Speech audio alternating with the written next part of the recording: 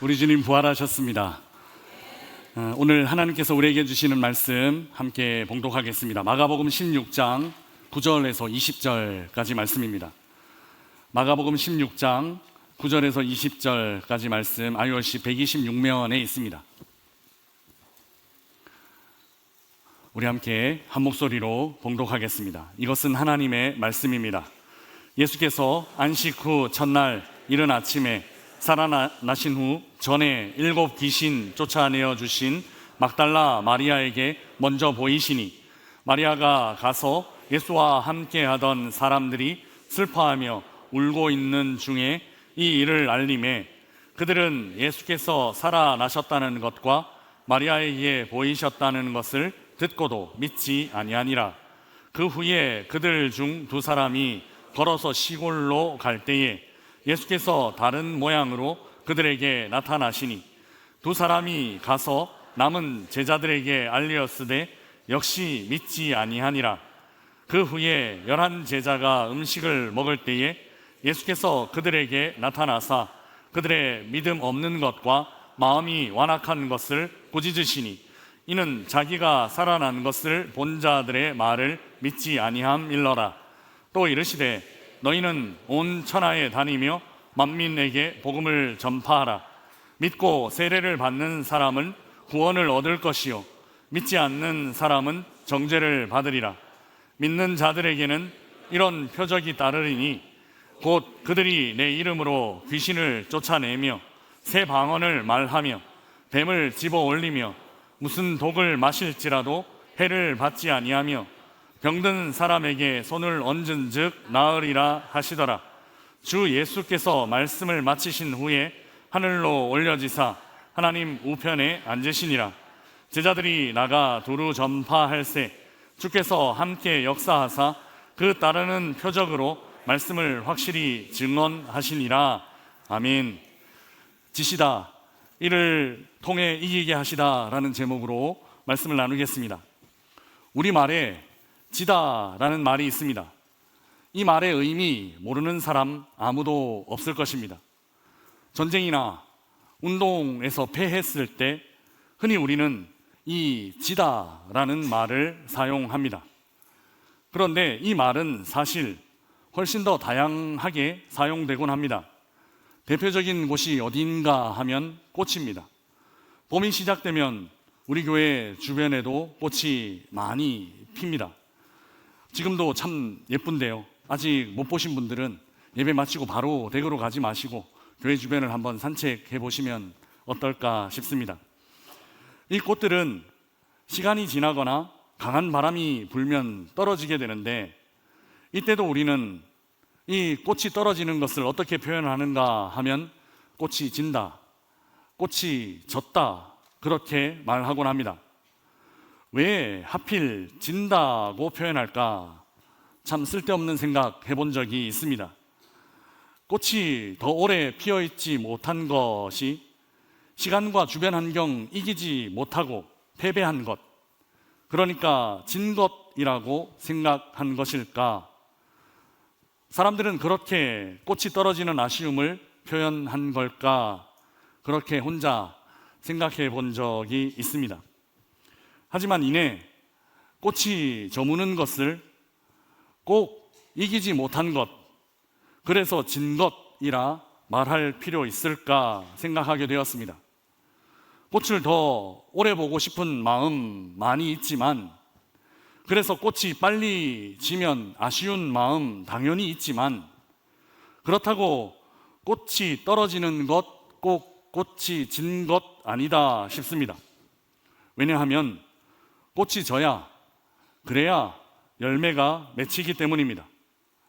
열매를 맺기 위해, 그 다음 단계로 나아가기 위해 떨어지고 또 사라지는 것이니 이는 지는 것 아니라 오히려 이기는 것 아닐까 싶습니다.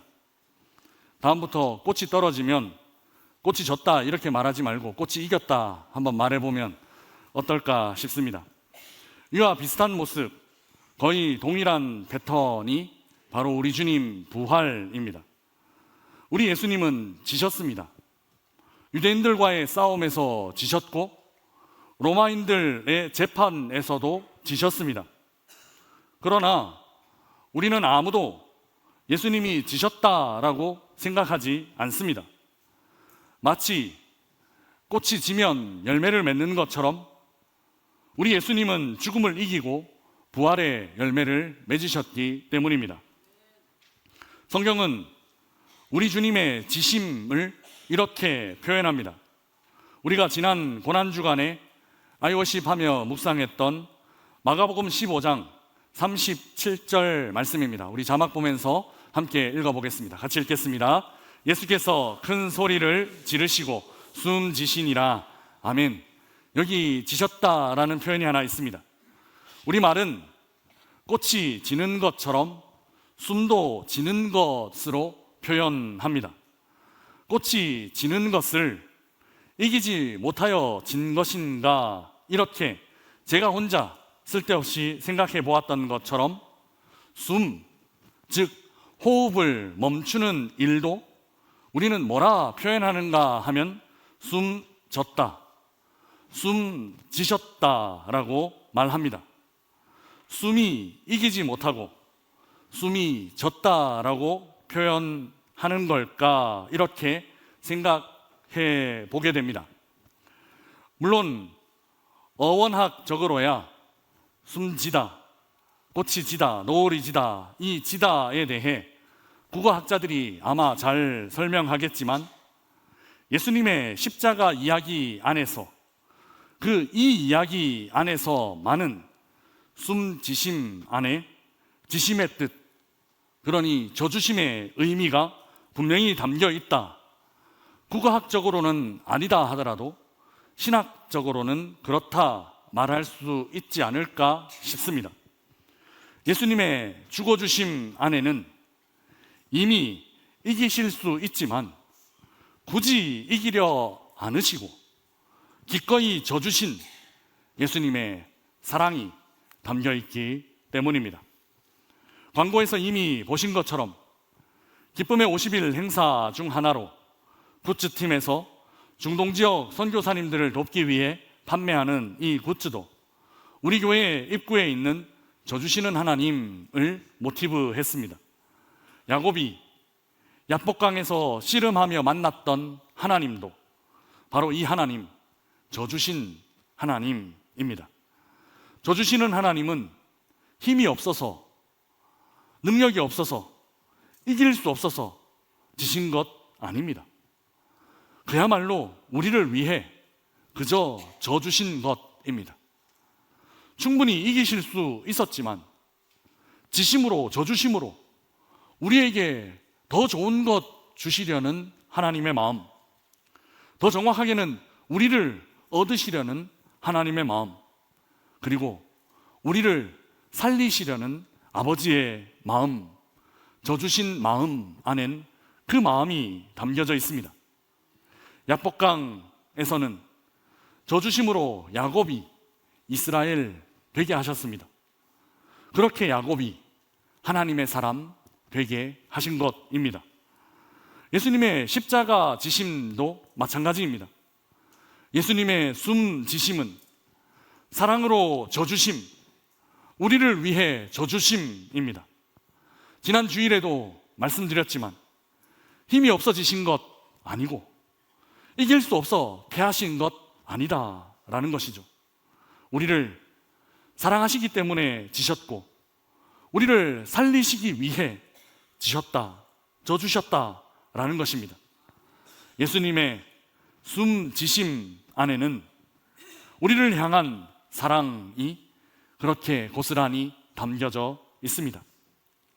그러면 그 져주심, 그 숨지심은 그러면 진짜 패배를 의미하는가? 그렇지 않습니다. 바로 그 숨지심이라는 단어가 나오는 그 단락에 이미 져주셨지만 패배가 아님을 알 수 있습니다. 마가복음 15장 39절 말씀입니다. 우리 함께 읽어보겠습니다. 같이 읽겠습니다. 예수를 향하여 섰던 백부장이 그렇게 숨지심을 보고 이르되 이 사람은 진실로 하나님의 아들이었도다 하더라. 아멘. 백부장이라는 이방인이 예수님의 숨지심을 목격했습니다. 그리고 그는 놀랍게도 이렇게 고백합니다. 이 사람은 진실로 하나님의 아들이었도다 라고요. 하나님의 아들, 신의 아들이라는 이 말은 로마 사람 백부장에게도 그리 낯선 말, 어색한 말 아니었습니다. 그러나 지금 여기서 그 말을 사용하는 것은 매우 낯설고 이상한 일, 심지어 이 일은 매우 위험한 일이기도 했습니다. 왜냐하면 그들은 이미 신의 아들, 하나님의 아들이라 불리는 사람을 갖고 있었기 때문입니다. 누구였나? 그는 바로 로마 황제였습니다. 로마 황제가 그들에게는 그런 존재, 신의 아들이었습니다. 또한 이 고백이 이상한 이유 하나 더 있습니다. 이 고백은 예수님의 능력의 현장, 예수님이 기적을 일으키시고 또 기사를 일으키신 그 현장에서 나온 고백 아니었기 때문입니다. 무엇을 보고 예수님을 하나님의 아들이라 고백했나 하면 바로 숨지심 보고, 숨지심을 보고 그렇게 고백했다라는 것입니다. 그러니 예수님의 숨지심은 진짜 지심, 진짜 이기지 못하심 아닙니다. 예수님의 숨지심은 그야말로 이기심, 그리고 승리하심입니다. 꽃이 지면 열매를 맺듯이 현장의 이방인이 진심으로 고백하는 열매, 숨지심 통해 맺으셨기 때문입니다. 오늘 본문은 바로 이 열매, 예수 그리스도의 숨지심의 열매에 대한 이야기입니다. 숨지심의 열매는 지신 것처럼 보이지만 실제로는 이기심의 열매, 즉 승리의 열매입니다. 예수님이 숨지심으로 맺으신 열매는 바로 부활이었기 때문입니다. 예수님은 십자가 위에서 지신 것 아니라 저 십자가 위에서 부활의 열매 향해 나아가고 계셨습니다. 그러면 이제 그 부활의 열매는 어떤 것인지 함께 살펴보도록 하겠습니다. 첫째, 부활의 열매는 새로운 시대, 그것도 완전히 새로운 시대입니다. 우리 함께 고백하겠습니다. 부활의 열매는 새로운 시대입니다. 16절 말씀 우리 함께 읽어보겠습니다. 같이 읽겠습니다. 믿고 세례를 받는 사람은 구원을 얻을 것이요 믿지 않는 사람은 정죄를 받으리라. 아멘. 새롭게 시작된 시대는 믿는 사람과 믿지 않는 사람들로 나누어지는 시대입니다. 이제 믿지 않는 사람들에게는 정죄가, 믿는 사람들에게는 구원이 임하는 시대가 활짝 열리는 것입니다. 사실 그동안 사람들을 지배했던 것은 죽음이었습니다. 죄로 인해 죽음이 온 인류 안으로 들어왔기 때문입니다. 부활은 이 죽음의 시대가 끝났음을 알리고 있습니다. 그리고 이제 새로운 시작, 생명의 시대가 왔음을 선포하고 있습니다. 예수님을 믿음으로 죽음을 이기고 영원한 생명을 얻을 수 있는 시대, 완전히 새로운 시대가 열리는 것입니다. 이전 시대의 사람들은 죽음을 두려워하며 살았습니다. 죽음을 끝이라고 생각했기 때문입니다. 이 때문에 오늘 본문 10절에 사람들도 울고 있었습니다. 예수님이 죽으셨고 예수님의 죽으심을 끝이라 생각했기 때문입니다. 그래서 그들은 슬펐고 또 눈물 흘릴 수밖에 없었습니다. 그러나 여러분, 새로운 시대가 열렸습니다. 죽음은 이제 더 이상 끝이 아닙니다. 죽음은 다시 살아나는 순간, 그래서 새로운 시작입니다. 부활은 죽음이 끝이라 여겼던 사람들의 생각을 완전히 뒤집어 엎었고 죽음에 묶여있던 저주를 풀어냈습니다. 그리고 영원한 삶이 시작되는 새로운 시대를 열었습니다. 사랑하는 여러분, 예수님의 부활과 함께 새로운 시대가 열렸습니다. 믿는 사람들에게 영원한 생명, 구원이 임하는 시대가 시작되었습니다. 죽음을 두려워하지 않아도 되는 시대, 죽음을 이기고 승리한 시대가 시작되었습니다. 그래서 예수님의 숨지심은 지심 아닙니다. 예수님의 숨지심은 이기심이고 승리하심입니다. 두 번째, 부활의 열매는 새로운 사명입니다. 우리 함께 고백하겠습니다. 부활의 열매는 새로운 사명입니다. 15절 말씀 우리 함께 읽어보겠습니다. 같이 읽겠습니다. 또 이르시되 너희는 온 천하에 다니며 만민에게 복음을 전파하라. 아멘. 부활하신 예수님은 믿는 사람들, 그러니 영원한 생명 얻은 사람들에게 뭐라고 명령하셨는가 하면 복음을 전하라 라는 사명을 주셨습니다. 무엇을 위해 살아야 하는지, 무엇을 행하며 살아야 하는지 알려주신 것입니다. 이 지상명령에는 특별한 점이 있습니다. 그것은 제한과 벽이 허물어졌다라는 것입니다.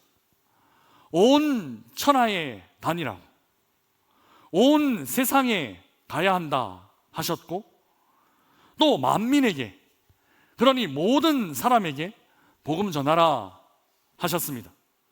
여기 만민에게 라는 말은 원어로 모든 창조물, 모든 피조물에게 라는 그런 의미입니다.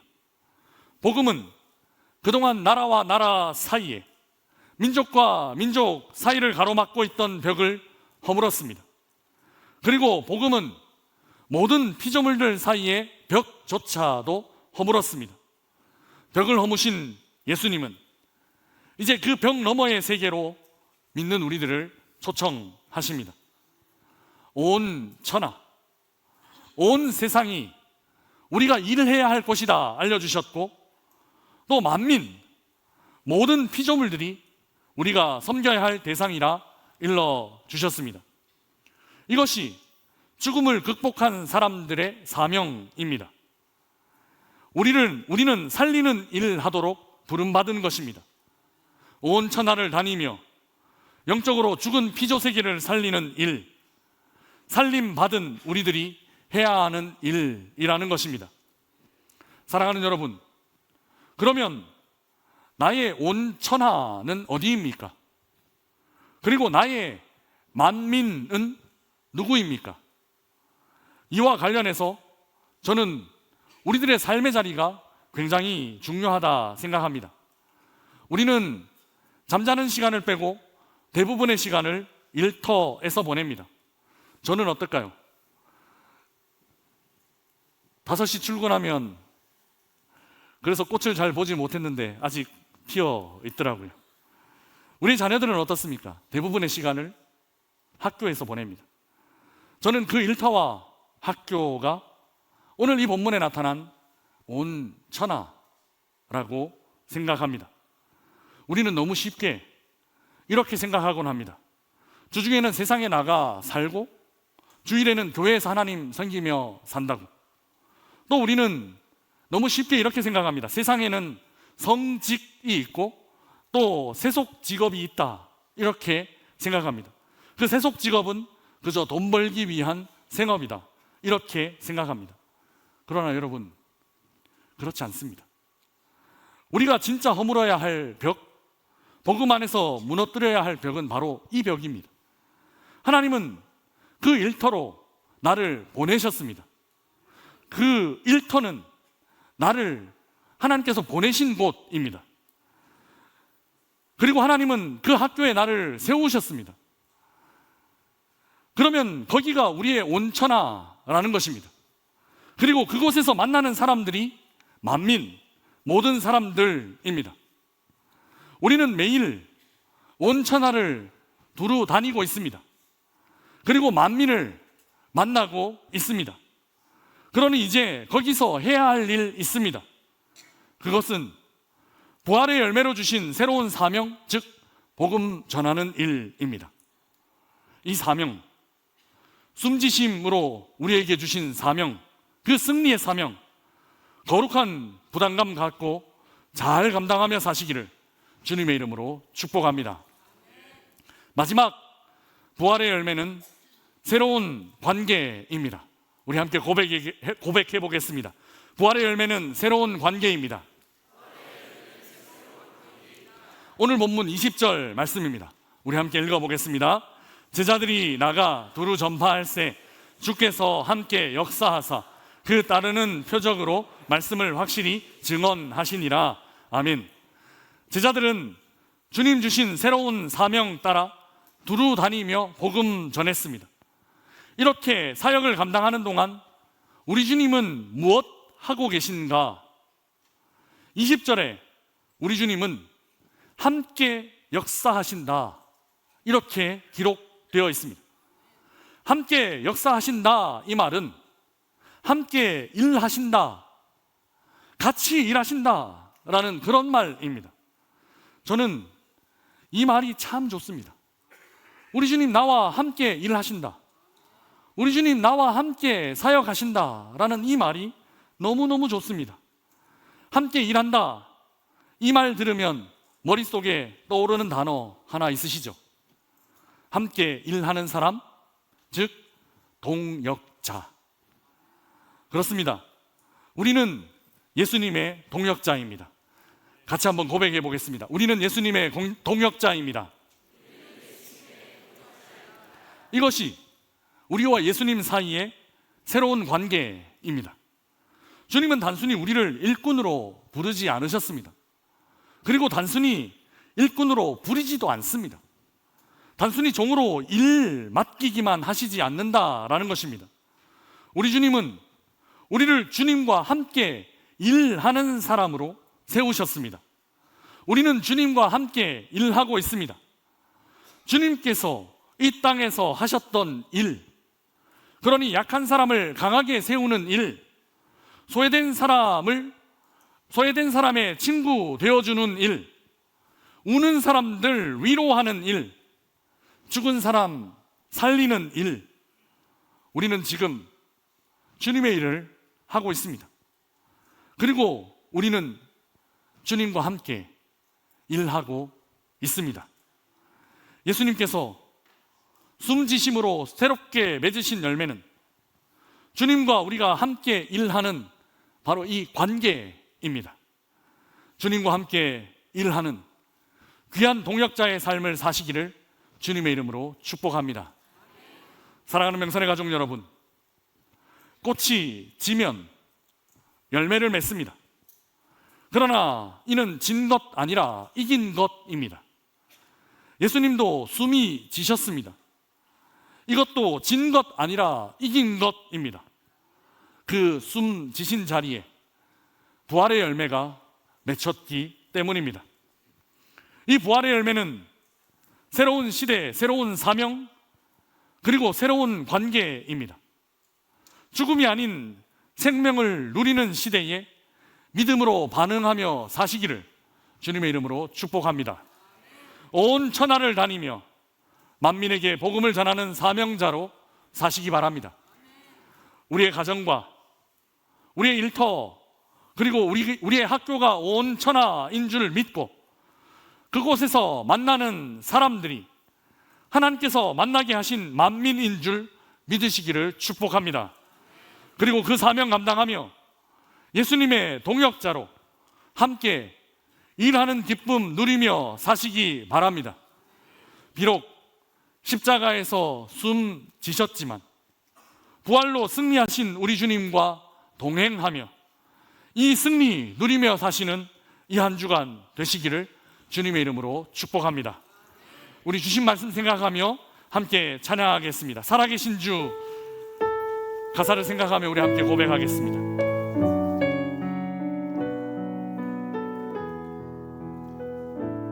주 하나님, 주 하나님,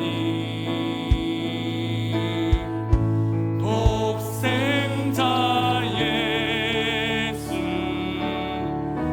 날 위하여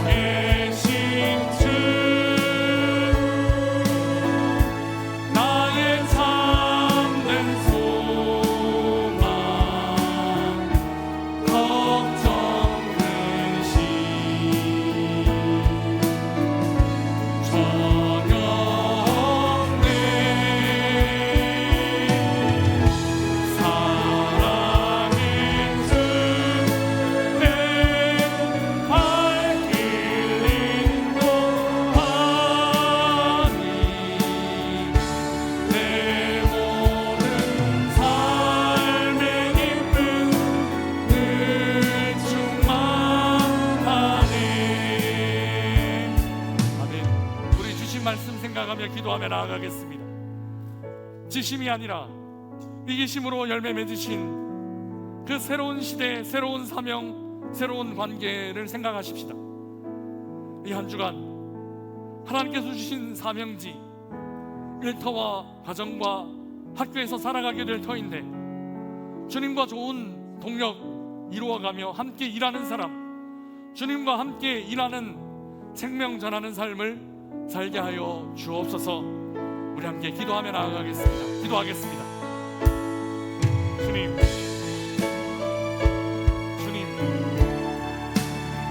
지신 것 아니라 이기신 것, 부활의 열매 맺으신 것, 우리가 함께 기도하며 고백하며 나아가 새로운 시대와 새로운 사명과 새로운 관계, 이제 시작하는 이 한 주간 동안 펼쳐지게 하여 주시고 주님과 함께 동력하며 함께 일하는 삶, 주님과 함께 일하며 생명을 전하는 삶 살아가게 하여 주옵소서.